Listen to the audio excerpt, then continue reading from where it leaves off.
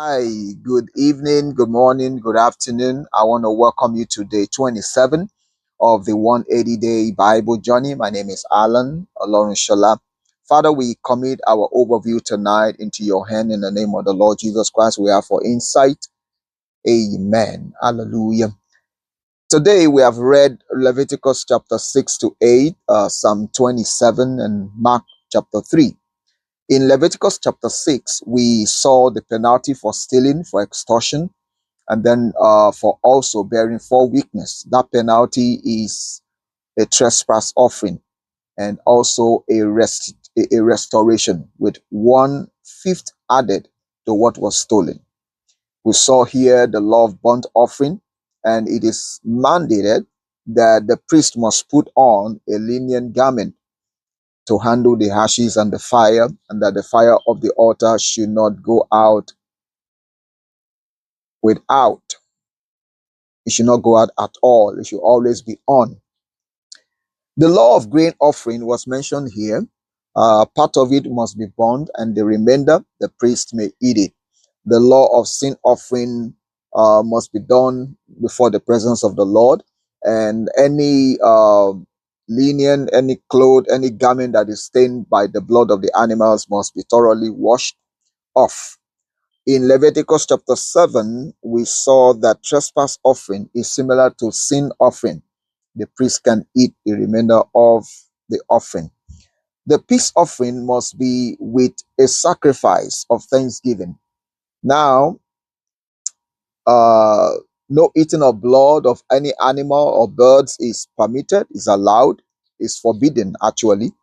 And then the various procedure and process for the priest office is mentioned in this Leviticus chapter 7 for Aaron and his sons. In Leviticus chapter 8, we saw Moses giving the priests, Aaron and his son, a template, giving them the way to do it, a kind of an operating manual of how to perform these offerings. He did the first, Moses performed the first priestly duty when he anointed and then he consecrated Aaron and his sons into the office of the priest. They were told to remain in the tabernacle of witness, tabernacle of meeting for 7 days. From here, we'll move into Psalm 27. In Psalm 27, David made a declaration of his faith in God by saying that the Lord is his light and salvation, and therefore he will not fear anybody. I believe that when we make God our mainstay, our source, we can also make that declaration that the Lord is our light, that the Lord is our salvation. And now David also said, even when the enemies, when they rise up against him, when they surround him, he will not fear.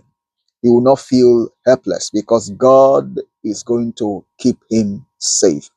All he wants is to dwell in God's presence and to be taught about his ways and his salvation. We can take a cue here from David that all we ever wanted, our main desire is to be in God's presence, because in his presence, like we read in some days past, in his presence are fullness of joy, at his right hand are pleasures forevermore. From here, we'll move into the New Testament and Mark chapter 3. Jesus healed on the Sabbath day, and many religious people around him, they didn't like it. It didn't go down well with them.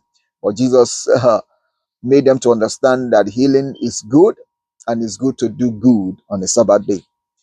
Later on, Jesus called the 12 disciples. He chose 12 people, and he gave them a mandate to preach, to heal, and also to cast out devils. The scribes later accused Jesus of casting out devils with the use and by the help of Beelzebub. And then Jesus cautioned them and he warned them not to blaspheme the Holy Spirit, which is the unpardonable sin. He said any sin can be pardonable, but when you blaspheme the Holy Spirit, it cannot be pardoned. And so Jesus later made us to understand that anytime we hear the word of God, we do it, we obey it, we are walking the word. he said he count those that do that as family, as mothers, as fathers, as brothers, and as sisters.